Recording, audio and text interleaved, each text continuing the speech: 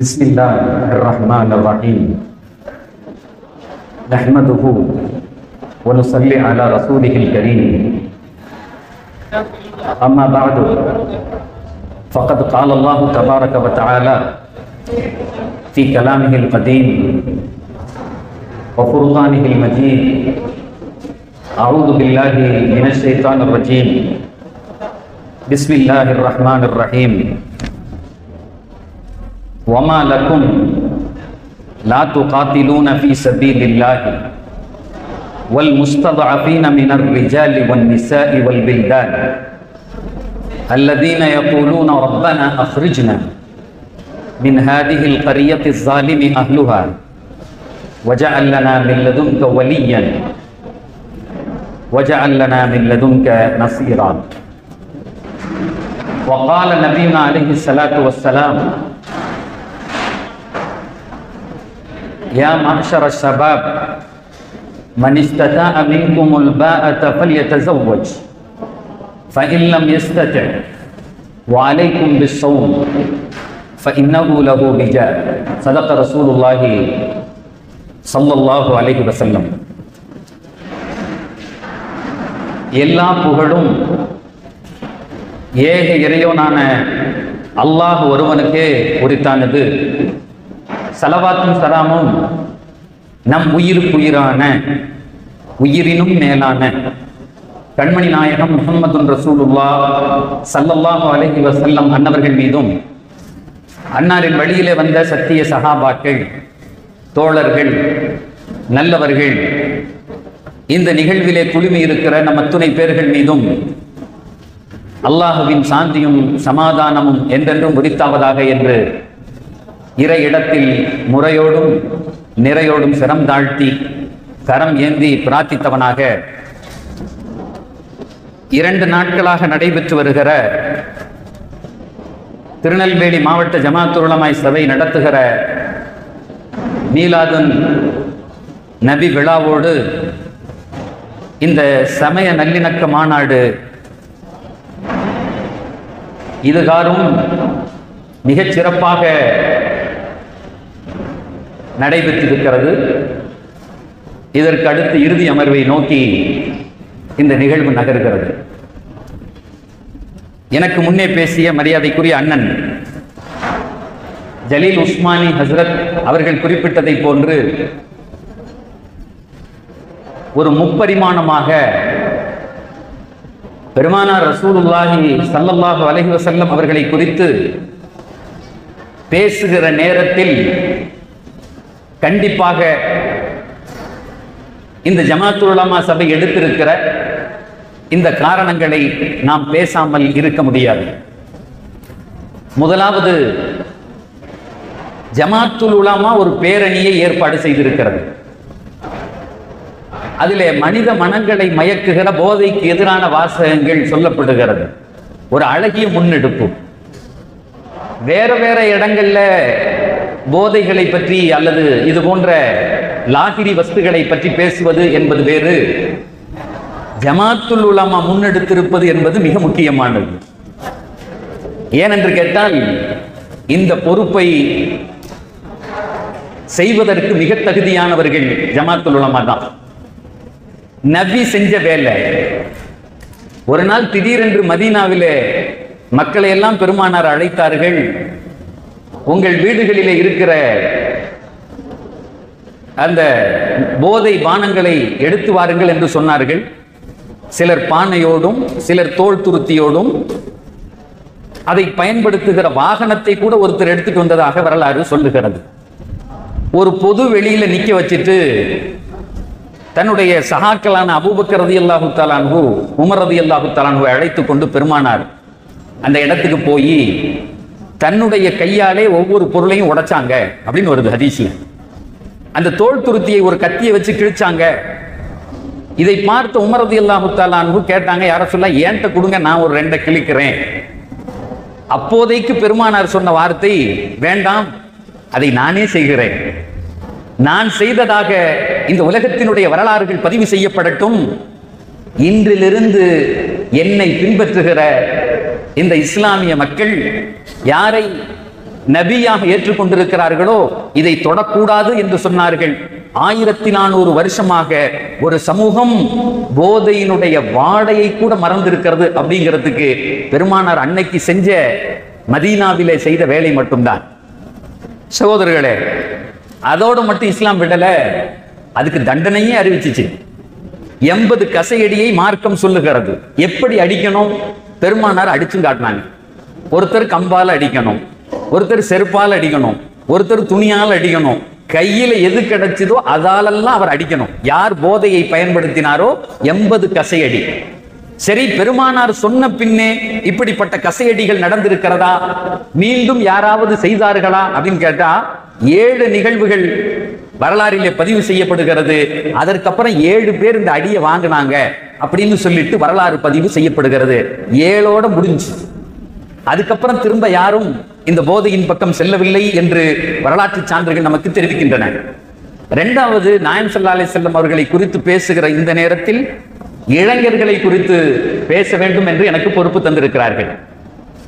இந்த சமுதாயத்தை கட்டமைப்பதில் இளைஞர்களினுடைய பங்கு என்ன?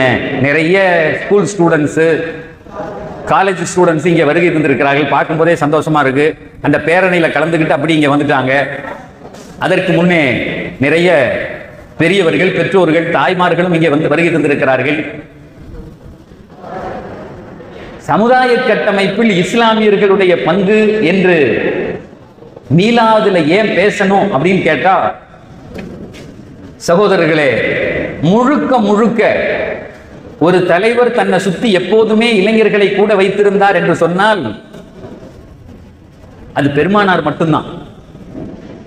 மற்ற எல்லா தலைவர்களும் வரலாற்றில் ஆலோசனை சொல்றதுக்கு பெரியவங்களை வச்சுக்குவாங்க, வழிகாட்டிகளை வச்சுக்குவாங்க, ஒரு மூத்தவர் ஒருத்தர் இருக்கட்டுமே சொல்லுவாங்க. ஆனால் பெருமானார் மட்டும்தான் தன்னை சுற்றி எப்போதும் ஒரு இளையவர்களின் கூட்டத்தை முழுமையாக வைத்திருந்தார்கள். எந்த சஹாபி எடுத்து பார்த்தாலும் 25 to 30 வயசை தாண்டி இல்லை. உமர் ரலியல்லாஹு தஆலா அன்ஹு 25 வயசு இஸ்லாத்தை ஏற்கும் போது அந்த இளம் பிராயத்தை மிக அழகாக பெருமானார் பயன்படுத்தி கொண்டார்கள். ஒரு உதாரணம் அல்ல, 2 உதாரணம் அல்ல, வரிசையாக இளைஞர்கள் என்ன செஞ்சாங்கன்னு நம்ம உதாரணத்தை சொல்லிக்கிட்டே போகலாம். முக்கியமான செய்தி இன்னைக்கு என்ன அப்படின்னா, சமுதாயத்தை கட்டமைப்பதில் இளைஞர்களுடைய பங்கு அப்படின்னு ஒரு தலைப்பு தந்திருக்காங்க. சமுதாய கட்டமைப்பில் இளைஞர்களின் பங்கு. இளமையில தானாக இளமையில வந்த ஒன்னெல்லாம் மாற்றம் வராது. முக்கியமான ஒரு விஷயத்தை புரிஞ்சுக்கணும். இளமையில மாற்றம் வரணும்னா குழந்தைத்தனத்திலே மாற்றம் வரணும். சின்ன வயதிலே இருக்கிற போதே அந்த பிள்ளைகளிடத்திலே ரப்பை அறிமுகப்படுத்த வேண்டும், அல்லாஹ்வினுடைய அச்சத்தை ஏற்படுத்த வேண்டும், இறைவனோடு உள்ள தொடர்பை ஏற்படுத்த வேண்டும். அப்பதான் அந்த பிள்ளை வாலிப பருவத்துல மாறும். நம்ம என்ன செய்யறோம் அப்படின்னு சொன்னா, அதுவும் இன்னைக்கு உள்ள காலத்துல ஒரு கல்லூரியில நான் பேராசிரியராக இருக்கிறேன். இப்ப உள்ள இந்த ஜெனரேஷனை புரிஞ்சுக்கிறதே பெரிய விஷயம். அவன் பேசுற பாஷையை விளங்கிக்கிறது பெரிய விஷயம். அதே ஒரு ஸ்டைலா பேசுறான். அவனுடைய உலகமும் அவனுடைய வாழ்க்கையும் வேறு தரத்துல இருக்கு. எங்க போனாலும் அவனே சிரிச்சுக்கிட்டு செல்ஃபி எடுத்துக்கிறான். அப்படிலாம் ஒரு காலத்துல இல்ல. எல்லாரும் போட்டோ எடுப்பாங்க, வச்சிருப்பாங்க. இன்னைக்கு அவனே செல்ஃபி எடுத்துக்கிறான், அவனே சிரிச்சுக்கிறான். அவன் பேசுற பாஷை மத்த யாருக்கும் விளங்கவும் மாட்டேங்குது. ஆனா நம்ம என்ன தெரியுமா சொல்றோம்? எங்க அத்தா காலத்துல நாங்கெல்லாம் எப்படி தெரியுமா, எங்க வாப்பா காலத்துல நாங்க நிக்க கூட மாட்டோம், நாங்க அவங்க உள்ள வந்தா நாங்க பயப்படுவோம். சார், ஒரு பையன்கிட்ட இந்த செய்தியை சொல்றேன். எப்பா, எங்க வாப்பா காலத்துல நான் எங்க வாப்பா உள்ள வந்தா எந்திரிச்சு நிற்போம் மரியாதைக்கா வேண்டி, இல்ல கொஞ்சம் ரூமுக்குள்ள போயிருவோம் வாப்பா வந்திருக்காகான்னு. அவன் சொல்றான், நாங்களும் அப்படித்தான். எங்க அத்தா வாசல் வழியா வந்தாருன்னா நான் பெறவாசல் வழியா போயிருவேனேங்கிறான். ஏன்னா இருந்தாலும் நொய் நொயிட்டே இருக்கான் எப்ப பார்த்தாலும். ஏன்டா போனை வச்சுக்கிட்டே இருக்க, ஏன் ஒரே இடத்துல உட்கார்ந்துருக்க? ஒரு பையன் சொல்றான், உட்கார்ந்து இருந்தா ஏன் உட்கார்ந்து இருக்கேங்கிறாரு, நின்னா ஏன் நிக்கிறேன்னு சொல்றாரு, எப்ப பார்த்தாலும் மொபைல் நோண்டுறேங்கிறாரு. அதனால நான் என் வாப்பா உள்ள வந்தா நான் வெளியே போயிடுறேங்கிறானே. இப்படி ஒரு ஜெனரேஷனை நம்ம பார்த்திருக்கோமா? உமர் ரலியல்லாஹு தஆலா அன்ஹு ஒரு வார்த்தை சொல்லுவாங்க, லா துரப்பு அவுலாதக்கும் comma ரப்பாக்கும் ஆபாஉக்கும், don't raise your children as your parent raised you. அழகான வார்த்தை. நம்ம பிள்ளைகள்கிட்ட எப்ப பார்த்தாலும் பேசுற வார்த்தை. எங்க வாப்பா மாதிரி நீ நாங்க நடந்த மாதிரி நீ நடக்கல, நீ அப்படி செய்யற இப்படி செய்யற சொல்றோம். உமர் ரலியல்லாஹு தஆலா சொல்றாங்க, லா துரப்பு அவுலாதக்கும் கமா ரப்பாக்கும் ஆபாஉக்கும் லிஅன்னஹும் خلقوا من زمان غير زمانكم.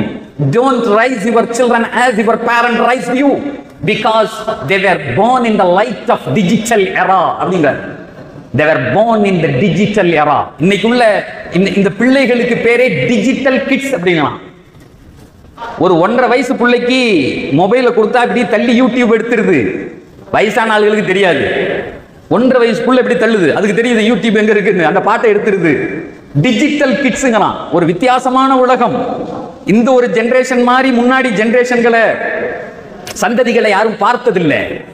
அதனால இவங்க கூட நம்ம எப்படி உறவு வச்சுக்கணும், இவங்களை எப்படி புரிஞ்சுக்கணும், உள்வாங்கணும் அப்படிங்கிறது ரொம்ப முக்கியமான விஷயம்.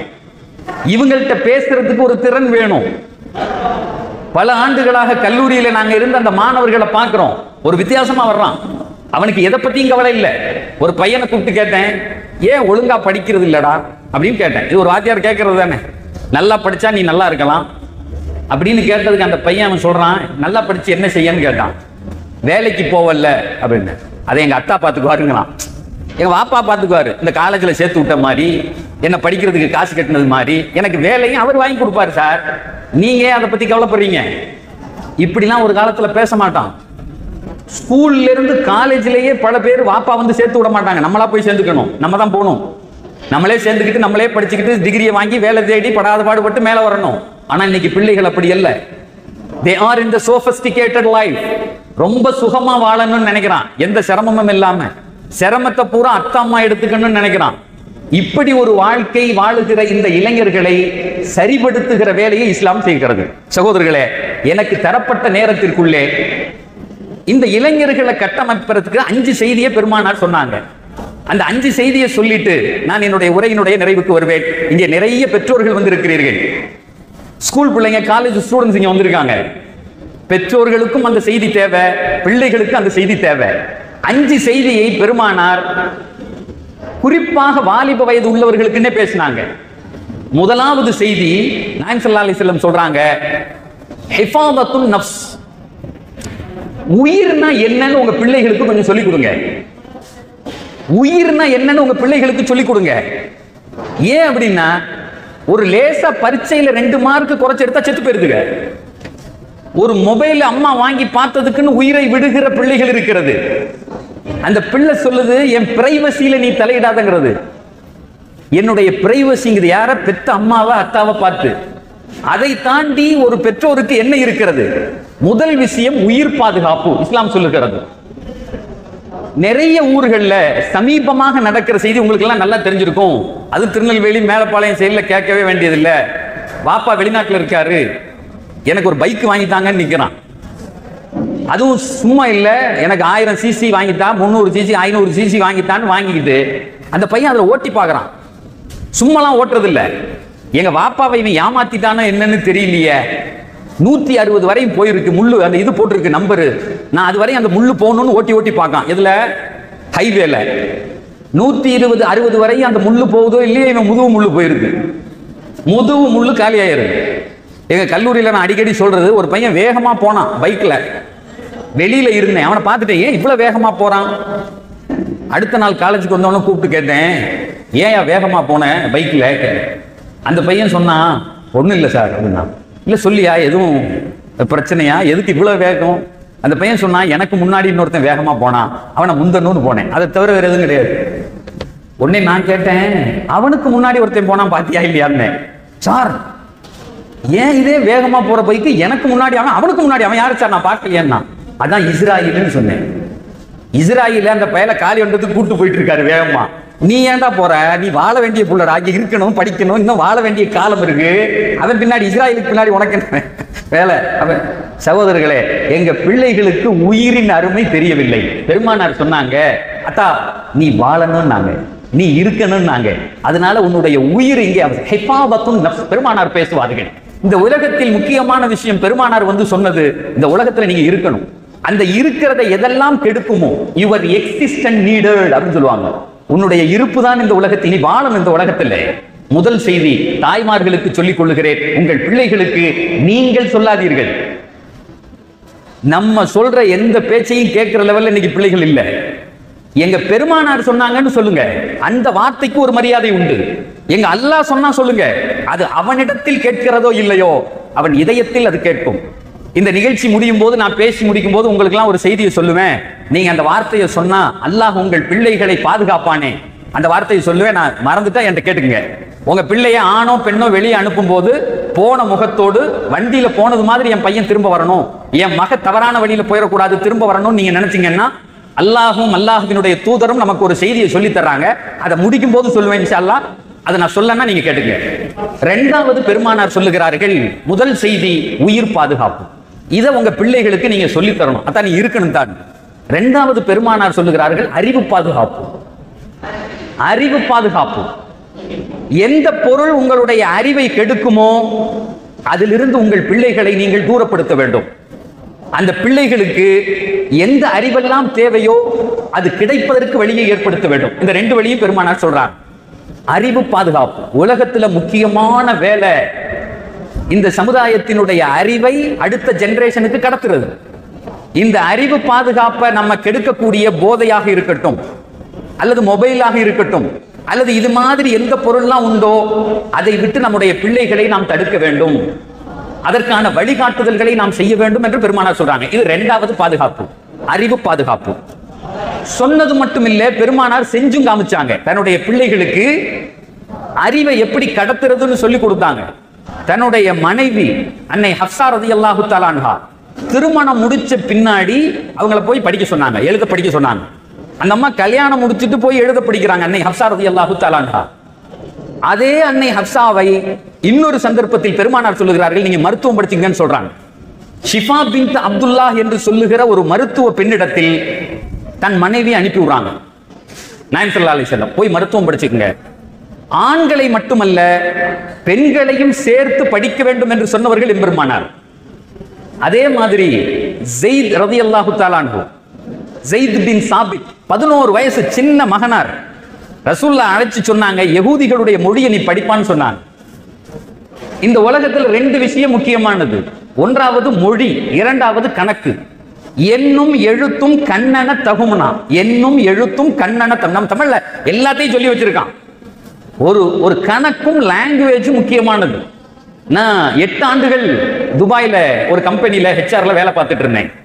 நிறைய பேரை இன்டர்வியூ எடுக்கக்கூடிய வாய்ப்பு எனக்கு கிடைச்சது. அதுல நான் பார்த்த வகையில நம்ம இந்தியாவிலிருந்து வருகிற பிள்ளைகளுடைய ஆங்கிலம் ரொம்ப மோசமா இருக்கும். வேலைக்கு ஒரு இடத்துக்கு போகணும்னா மொழி தான் முக்கியம். நீங்க என்ன படிச்சிருக்கீங்க அப்படிங்கிறது வெளியே தெரியாது, உங்களை எப்படி வெளிப்படுத்துகிறீர்கள் அப்படிங்கிறது தான் தெரியும். how you are express yourself, how many degrees you are holding, எத்தனை டிகிரிகள் உங்க இடத்துல தேவையே இல்லை, உன்னை எப்படி வெளிப்படுத்துகிறாய். ஒரு MBA படிச்ச பையன் ஒரு தடவை இன்டர்வியூக்கு வர்றான். இன்டர்வியூல கேக்குறாங்க, எங்க ஆபீஸ்ல நான் உட்கார்ந்திருக்கேன் அந்த இன்டர்வியூல, tell about yours அப்படின்னு சொல்றான். tell about yours, உன்னை பத்தி கொஞ்சம் சொல்லு. உடனே அந்த பையன் சொல்றான், I am so and so, I am from so and so அப்படின்னு சொன்னான். நான் என் பேரு இது, நான் இந்த ஊர்ல இருந்து வர்றேன். வண்டி நின்னுக்குச்சு.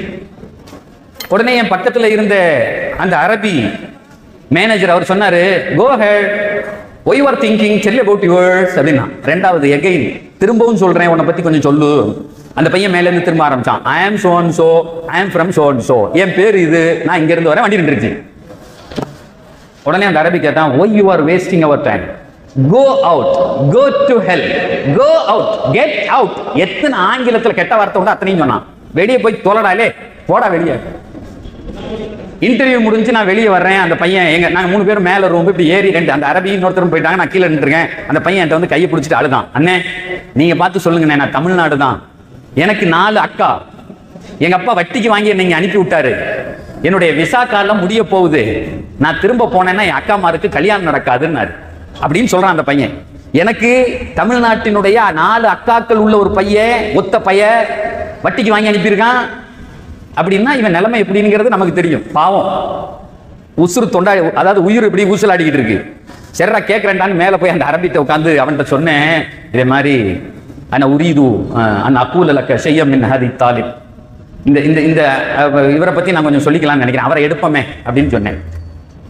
உடனே அந்த அரபி சொன்னா, இன்னொருத்தர் இருக்கார்ல அவர்கிட்ட கேட்டியாங்கன்னா. 3 பேர் நாங்க பேனல்ல, அந்த ஜட்ஜி அவர்கிட்ட பேசிட்டேன்னா அப்படின்னு சொன்னேன். உடனே அவன் சொன்னா, எனக்கு தெரியும் உன்னை பார்த்த உடனே. இங்க அல்லாவுக்கு பயந்து. அவன் சொல்றான், ஒத்தக்கு இல்ல, அல்லாவுக்கு பயந்துக்க அப்படின்னா. எனக்கு பயம் வந்துருச்சு. என்னடா ஒருத்தனை எடுக்க சொல்றதுக்கு அல்லாஹ் கியாமத் வரையும் கூட்டு போறானே நம்மளை அப்படின்னு அவன் சொல்றான். He is not able to express himself how he is going to express our company. அருமையான கேள்வி. அவனை பத்தியே அவனுக்கு சொல்ல தெரியலையே, நம்ம கம்பெனியை பத்தி இவன் வெளியே போய் எப்படி சொல்லுவான் அப்படின்னு கேட்கறான். நான் சொன்னேன், சரிங்க வேண்டாம், எடுக்க வேணாம், கீழே வந்து விசிட்டிங் கார்டு கொடுத்து ஃப்ரெண்டு கம்பெனியில் போய் வேலைக்கு சேர்ந்துக்கடா. நான் விட்டுட்டேன் அவனை. அவன் கதை என்னாச்சுன்னு எனக்கு தெரியல. ஆனால் அந்த நேரத்தில் அவன் ஒரு வார்த்தை சொன்னான் சார், என் வாழ்க்கையிலே மறக்க முடியாத வார்த்தை. என்னுடைய கல்லூரிக்கு நான் நுழைந்ததிலிருந்து என் மாணவர்களுக்கு திரும்ப திரும்ப சொல்லுகிற வார்த்தை. அவன் கீழே நின்று என்கிட்ட சொன்னான், சார் நான் MBAல கோல்டு மெடல் சார்னு சொன்னான். நான் MBAல கோல்டு மெடல் சார்னு சொன்னான். 4 வார்த்தை உன்னை பத்தி சொல்ல தெரியலையே, உன்னை நம்பி எப்படி எடுப்பான்னு. இரண்டாவது விஷயம் பெருமானார் சொல்லுகிறார்கள், அறிவு. அறிவு தளத்திலே இந்த சமூகம் பாதுகாக்கப்பட வேண்டும். மூணாவது முக்கியமான ஒரு செய்தியை பெருமானார் சொல்றாங்க, நீங்க உங்க பிள்ளைகளுக்கு சொல்லணும், நஸ்ல் பாதுகாப்பு. இன்னைக்கு இந்த சமுதாயத்தில் ரொம்ப மோசமாக இருக்கக்கூடிய நிலை நஸ்ல் பாதுகாப்பு. ஜெனரேஷன், அடுத்த ஜெனரேஷனை உருவாக்குகிற தகுதி இன்றைக்கு ஆண்களுக்கு குறைந்துக்கு வருதுகிட்டு இருக்கலாம். அதுக்கு நம்ம செய்யற வேலையும் ஒண்ணு. நான் அதிகப்படுத்தி சொல்லவில்லை. திருச்சியில வந்து பாருங்க, தெருக்கு தெரு குழந்தை உருவாக்குகிற மையங்கள் பொட்டிக்கடை மாதிரி இருக்கு. ஏன்? அந்த தகுதியை இழந்துகிட்டு இருக்காங்கன்னா. இந்த இளம் ஜெனரேஷனுக்கு எங்க நபி சொன்னாங்க, நஸ்ல் பாதுகாப்பு, அடுத்த சமூகத்தை அடுத்த சந்ததியை உருவாக்குவது உன் பொறுப்புன்னாங்க. சமீபமாக ஒரு டாக்டர் அடைச்சு எங்க கல்லூரியில இந்த போதை சம்பந்தமா ஒரு விழிப்புணர்வு மாநாடு போட்டிருந்தோம். அந்த டாக்டர் சொன்னாரு, 2 விஷயம் யாரெல்லாம் செய்கிறார்களோ குழந்தை பெற்றெடுக்கிற தகுதியை இழக்கிறார்கள் சொன்னாரு. 2 விஷயம். ஒன்னாவது, யாரெல்லாம் இந்த லாகிரி வஸ்துகளை, இந்த பாக்கு அது இதை பயன்படுத்தினானா அவனுக்கு குழந்தை பிறக்காது. 2வது, யாரெல்லாம் பான் அடிக்டா இருக்கானோ, இந்த நியூடிட்டியான படங்களை பார்க்கிறது, கெட்ட படங்களை எவர்கள் தொடர்ந்து பார்க்கிறார்களோ குழந்தை பெறுகிற தகுதியை இழக்கிறார்கள் என்று அந்த டாக்டர் சொன்னாரு.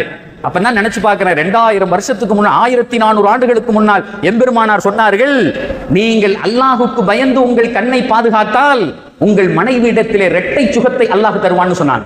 யாரெல்லாம் சார் உங்கள் பிள்ளைகளுக்கு சொல்லுங்கள், இந்த கெட்ட படங்களை பார்க்கக்கூடியவனுக்கு அவ்வளவு சீக்கிரம் குழந்தை கிடைப்பதில்லை. இதை நான் சொல்ல, ஒரு டாக்டர் சொல்றான். நஸ்ல் பாதுகாப்பு, இந்த சந்ததியை பாதுகாக்கணும் சார். முக்கியமான வேலை நமக்கு அதுதான். நீங்க ஒண்ணுமே செய்ய வேணாம், உங்கள் குழந்தைகளிடத்தில் சொன்னால் போதும், அவர்கள் உருவாக்கி விடுவார்கள். 4வது பாதுகாப்பு பொருளாதார பாதுகாப்பு. நபி சொன்னாங்க, பொருளாதார பாதுகாப்பு, எக்கனாமிக்கல் ப்ரொடெக்ஷன் அப்படின்னாங்க.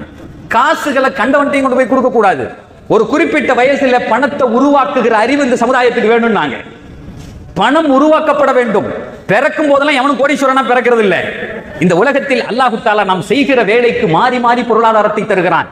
நீங்க உங்க பொருளாதாரத்தை சேர்க்காவிட்டால் உங்கள் முதுமையில் நீங்கள் சிரமப்படுவீர்கள். முதுமையில் சிரமப்படுவீர்கள். பெருமானார் அழகாக சொல்லுவாங்க, உங்களுடைய பிச்சிலங்களை ஏழைகளாக விட்டு போவதை விட செல்வந்தர்களாக நீங்கள் விட்டு போக வேண்டும். உங்க சந்ததி பணத்தோட இருக்கணும். நீங்க மௌத்தாகிற போது ஒரு 10 லட்சம் ரூபாய் 10 கோடி ரூபாய் பேங்க்ல இருக்கணும். அப்படிதான் இந்த உலகத்தை விட்டு போகணும். அந்த காசெல்லாம் இறைவனுக்கு சொந்தமானது. அன்ததர வரஸதக கைரும் அன்ததர வரஸதக அக்னியா கைரும் மின் அன்தவரஹும் ஆலதன் யதகஃபஃபூன். பெருமானார் சொல்லுவார்கள், ஏழைகளாக கையேந்துகிற நிலையில் நீங்கள் விடக்கூடாது என்று சொல்லுவார்கள். சகோதரர்களே, இது 4வது விஷயம். 2வது, நான் ஏற்கனவே ஒரு ஆயத்தை வாசித்தேன். அந்த செய்தியை மட்டும் சொல்லி நான் முடிச்சுக்கிறேன். அந்த ஆயத்தில் அல்லாஹ் கேட்கிறான், வமா லக்கும் லா துகாத்திலூன், வாட் ஹேப்பன் டு யூ. அல்லாஹ் கேட்கிறான், உங்களுக்கு எல்லாம் என்ன ஆச்சு, ஏன் இப்படி கிடைக்கீங்க? ஒரு பொது சிந்தனை உங்களுக்கு வேணாமா? ஒரு சர்வீஸ் ஓரியன்டட் உங்களுக்கு வேணாமா? ஏதாவது வாழ்க்கையில செய்யணும்னு தோணாதா? சொல்லிட்டு அல்லாஹ் சொல்றான், லா துகாத்திலூன ஃபீ வல் முஸ்ததஅஃபீன மினர் ரிஜாலி வன் நிஸாஇ வல் வில்தான். உங்கள் ஊரில் வயதான ஆண்கள் உண்டு, பெண்கள் உண்டு, குழந்தைகள் உண்டு, நீங்க போராட வேண்டாமா அப்படின்னு கேட்கிறான். இந்த ஆயத்துக்கு விளக்கம் எழுதுகிற பெருமக்கள் எழுதுகிறார்கள், வயசான ஆம்பளை, வயசான பொம்பளை, சின்ன பிள்ளைங்க, இதுக்கு நடுவுல யார் இருக்கா? யார் இருக்கா நடுவுல? இளைஞர்கள் இருக்கிறார்கள். இந்த ஆயத்துக்கு விளக்கம் எழுதுகிற பெருமக்கள் எழுதுகிறார்கள், இது இளைஞர்களை பார்த்து பேசுகிறது. அல்லதீன யகூலூன ரப்பனா அக்ரிஜ்னா மின் ஹாதிஹில் கரியத்தி ஸாலிமி அஹ்லுஹா. மக்கால உள்ள அந்த அவங்க எல்லாம் கேட்டாங்களாம், யா அல்லாஹ் இந்த அநியாயக்கார ஊரை விட்டு எங்களை வெளியாக்கிருன்னு கேட்டாங்க. இந்த ஆயத்துக்கு பின்னே ஒரு அற்புதமான தஃசீரை எழுதுகிறார்கள், ஒரு அழகான விளக்கத்தை எழுதுறாங்க. பெருமானார் ரசூலுல்லாஹி ஸல்லல்லாஹு அலைஹி வஸல்லம் ஃபத்ஹ் மக்கால உள்ள வர்றாங்க. மக்கா வெற்றி அடைகிறது. உள்ள வரும்போது ஜிப்ரீல் ஒரு செய்தியோட வர்றாங்க. வந்து சொல்றாங்க, யா ரசூலல்லாஹ், நீங்கள் பிலாலை வாங்க சொல்ல சொன்னீர்கள். அந்த காபாவினுடைய முற்றத்திலே 3 பேர் உட்கார்ந்து ஒரு செய்தியை பேசிக் கொண்டிருக்கிறார்கள் அப்படின்னு ஜிப்ரீல் சொல்றாங்க. 3 பேர் உட்கார்ந்து இருக்காங்க, ஒரு செய்தியை பேசிக்கிட்டு இருக்காங்க. உடனே ரசூலுல்லாஹ் கேட்டாங்க, அது யார் யார்? நான். ஜிப்ரீல் சொன்னாங்க, இத்தாத் பின் உஸைத் உட்கார்ந்து இருக்கிறார். இத்தாத் பின் உஸைத் உட்கார்ந்து இருக்கிறார். அதே மாதிரி ஹர்ப் உட்கார்ந்து, இப்னு ஹர்ப் உட்கார்ந்து இருக்கார். அபூ சுஃபியான் இப்னு ஹர்ப் உட்கார்ந்து இருக்கார். 3வது ஹாரிஸ் இப்னு ஹிஷாம் உட்கார்ந்து, 3 பேர் உட்கார்ந்து. அதுல இத்தாது சொல்லுகிறார், இந்த பாங்கு சொல்றதை எங்க அப்பா நல்ல வேலை கேட்கல, இருந்தா அவனே செத்துருவான் அப்படின்னு சொல்றார். இந்த பிலால் பாங்கு சொல்றதை எங்க அப்பன் கேட்கல, கேட்டிருந்தா உஸைத் அன்னைக்கே மௌத்தா போயிருப்பாருன்னு சொல்றாரு. யார் ரசூலுல்லாஹ். உடனே நாயகம் ஸல்லல்லாஹு அலைஹி வஸல்லம் காபாவினுடைய உள்ள வந்தாங்க. 3 பேர் உட்கார்ந்துருக்காங்க. கூப்பிட்டாங்க, இப்படி வாங்கன்னு. எந்திரிச்சு வந்தாங்க. நீங்க 3 பேரும் இதை பேசினீர்களான்னு கேட்டாங்க. உடனே இத்தாது திரும்பி திரும்பி பார்க்கிறார். யார் அதுக்குள்ளாட்டையும் போய் போட்டு கொடுத்தது நம்மள ரசூலுல்லாஹ்ட்ட? யாருமே இல்ல. உடனே சொல்றாரு, ஆம் யா ரசூலல்லாஹ், நாங்க பேசணும். உங்களுக்கு எப்படி தெரியும்? அல்லாஹ் அறிவிச்சான். சார், அந்த ஹதீஸ்ல வருது, உடனே கையை பிடிச்சி இத்தாது உடனே நான் இஸ்லாத்தை ஏற்றேன் யார சொல்லலான்னு சொன்னார். யார சொல்ல நான் இஸ்லாத்தை. இதே மாதிரி பல சம்பவம் நடந்திருக்கு, அப்படித்தானே? இதே மாதிரி நபி என்ன சொன்னாலும் ஏத்துக்கிட்ட பல கூட்டம் இருக்கு. ஆனா அங்கதான் ஒரு வித்தியாசம் நடந்துச்சு. நாயகம் ஸல்லல்லாஹு அலைஹி வஸல்லம் இதை சொன்ன உடனே இத்தாத் இப்னு உஸைத் அப்படிங்கிறவரை மக்காவினுடைய பொறுப்புதாரியாக நியமிக்கிறாங்க, தலைவராக. முத்தவள்ளியா நிர்ணயிக்கிறாங்க. முத்தவள்ளிங்க, முத்தவள்ளிக்கு வயசு எத்தனை தெரியுமா? 20. இத்தாதுக்கு வயசு 20. எப்ப நீ தான் முத்தவள்ளின்னு சொல்றாங்க. அவர் அப்படியே ஆடி போய் நிற்கிறார். நீ தான் இருக்கணும். சகோதரர்களே, வரலாறு எழுதுகிறது, அவர் வாழ்ந்த காலம் முழுக்க அவர் தான் முத்தவள்ளியா இருந்தார் மக்காவுக்கு. எதுவரை வாழ்ந்தார்? ரசூலுல்லாஹ் உயிரோடு இருக்க வரை இருந்தார். அபூபக்கர் ரலியல்லாஹு தஆலா அன்ஹு கிலாஃபத்திலே இருந்தார். என்னைக்கு அபூபக்கர் ரலியல்லாஹு தஆலா அன்ஹு மௌத்தானாங்களோ அன்னைக்கு அவரும் மௌத்தானார். அவர் மௌத்தானார். அது வரையும் 20 வயது வாலிபர் தான் மக்காவுக்கு முத்தவள்ளி. ஹிஜ்ரி 8 ஃபத்ஹ் மக்கால பெருமானாருடைய மரணத்திற்கு சில ஆண்டுகளுக்கு முன் வரை. சரி, இதுல என்ன சார் பெரிய விஷயம் அப்படின்னு கேட்டா, கிதாபுகள்ல எழுதுறாங்க, அந்த மக்கா மக்கள் ஒரு துவா செஞ்சாங்க. அது என்ன அப்படின்னு சொன்னா, யா அல்லாஹ், இந்த ஊரிலிருந்து எங்களை வெளியாக்குவாயாக. வஜஅல் லனா மின் லதுன்க வலியம் வஜஅல் லனா மின் லதுன்க நஸீரா அப்படின்னு ஒரு துவா கேட்டாங்க. எங்களுக்கு ஒரு உதவியாளரை, பாதுகாப்பாளரை தருவாயாகன்னு கேட்டாங்க. அதுக்கு விளக்கம் எழுதுகிற பெருமக்கள் எழுதுகிறார்கள், அந்த பாதுகாப்பாளரும் உதவியாளரும் இத்தாத் இப்னு உஸைத் என்கிற 20 வயது வாலிபர் தான் என்று எழுதுகிறார்கள். அந்த இத்தாத் ரலியல்லாஹு தஆலா அன்ஹு அவர்களை பத்தி இன்னும் சொல்லிக்கிட்டே போலாம். நாயகம் ஸல்லல்லாஹு அலைஹி வஸல்லம் அவங்கள்ட்ட ஒரு தடவை வந்து மக்காக்காரங்க சொல்றாங்க, யார சொல்ல ரொம்ப கடுமையா நடந்துக்கிறார். உடனே பெருமானார் கேட்டாங்க, என்ன கடுமை? எங்களை தொழலைன்னா அடிக்கிறார் அப்படின்னா. என்ன செய்யறாரு? கம்போட போயிடுவாராம். இன்னைக்கு நம்ம மேலப்பாளையத்துக்கும் திருநெல்வேலிக்கும் அதே மாதிரி ஆளுங்க தேவை, முத்தவள்ளியா. ஆனா நம்ம முத்தவள்ளியில கம்மூண்டி நடக்கிற ஆளுங்க தான் நம்ம ஆளுங்க. குறையா சொல்லல, நம்ம வயசான ஆளுகளை வச்சிருக்கோம், பழக்கப்படுது. ஆனா ரசூலுல்லாஹ் 20 வயசுக்காரர் வச்சிருந்தாங்க. கம்பு எடுத்துட்டு தெரு தெருவா போவாராம். யாராவது தொழுக நேரத்துல உள்ள இருந்தா சாத்தி எடுத்துருவாராம். அடின்னா சும்மா அப்படி விழுவுமா அடி. அதனாலதான் சவுதியில கொஞ்ச நாள் முன்னாடி வரையும் போலீஸ்காரன் கையில கம்பு கொடுத்து வாங்க சொன்னோன்னு அடிப்பாங்க. அந்த இத்தாத் ரலியல்லாஹு தஆலா அன்ஹு செஞ்ச வேலை. இதை சொல்லிட்டு சொல்றாங்க, ஒரு ஆராபி ஜாஃபி, ரொம்ப கர்ண கொடூரமான ஒருத்தரை எங்களுக்கு நீங்க தலைவராக்கிட்டீங்க, இவர் வேண்டான்னு வந்து சொன்னாங்களாம். அதுக்கு நாயகம் ஸல்லல்லாஹு அலைஹி வஸல்லம் அவர்கள் சொன்ன செய்தியை சொல்லி நான் முடிக்கிறேன். பெருமானார் சொன்னாங்க, எப்பா நீங்க அப்படி சொல்லாதீங்க, என் கனவில் நான் இத்தாத் இப்னு உஸைதை பார்த்தேன். பெருமானார் சொல்றாங்க, என் கனவில் நான் இத்தாத் இப்னு உஸைதை பார்த்தேன். சொர்க்கத்தினுடைய மாளிகையின் கேட் பூட்டி இருந்துச்சு. தன்னுடைய கையால் பிடித்து ஆட்டினாரு. அந்த கேட்டினுடைய பூட்டு உடைந்து சுவனத்தினுடைய கதவு உள்ளே திறந்தது. அதற்குள்ளே இத்தாது நுழைவதை நான் என் கனவில் பார்த்தேன் என்று பெருமானார் சொன்ன உடனே வந்தவங்க எல்லாம் திரும்பி போயிட்டாங்க. இன்னொரு ஹதீஸிலே விளக்கம் எழுதுகிற பெருமக்கள் எழுதுகிறார்கள், சுல்தானன் நசீராவை யா அல்லாஹ் எங்களுக்கு தான் பெருமானார் கேட்க சொன்னாங்க. அதுகில்னி முதுகல சிதுகின் வ அக்ரிஜ்னி முக்ரஜ சித் வஜஅல்னி மின் லதுன்க சுல்தானன் நசீரா. இந்த ஆயத்துக்கு விளக்கம் எழுதுகிற பெருமக்கள் எழுதுகிறார்கள், இத்தாத் இப்னு உஸைத் தான் அந்த சுல்தானே நசீர் என்று பெருமானாரால் அடையாளப்படுத்தப்பட்டவர்கள் என்று எழுதுகிறார்கள். சகோதரர்களே, அப்படிப்பட்ட இளைஞர்களை வார்த்தெடுத்தவர்கள் எம்பெருமானார் ரசூலுல்லாஹி ஸல்லல்லாஹு அலைஹி வஸல்லம் தன் உடனே வெறும் வாலிபர்களை மட்டும் தன் வாழ்நாள் முழுக்க வைத்திருந்தவர்கள். இரண்டாவது ஒரு செய்தியை சொல்லி முடிச்சுக்கிறேன். இன்றைக்கு உலகத்திலேயே வாலிபர்கள் அதிகமாக இருக்கிற நாடு India. The largest country which is having youth in the world, in the globe, around the globe, உலகம் முழுக்க வாலிபர்களை மட்டும் அதிகம் கொண்டிருக்கக்கூடிய நாடு. அதனால ரொம்ப பெரிய பிரச்சனை. ஏன்னா அவன் ஒரு ஃபெனட்டிக்ல இருப்பான், அவன் ஒரு மூட்ல இருப்பான். அந்த வாலிபம் அப்படிங்கிறது அது ஒரு வகையான ஜுனூன்னு சொல்லுவாங்க, அது ஒரு கிறுக்குத்தனம்.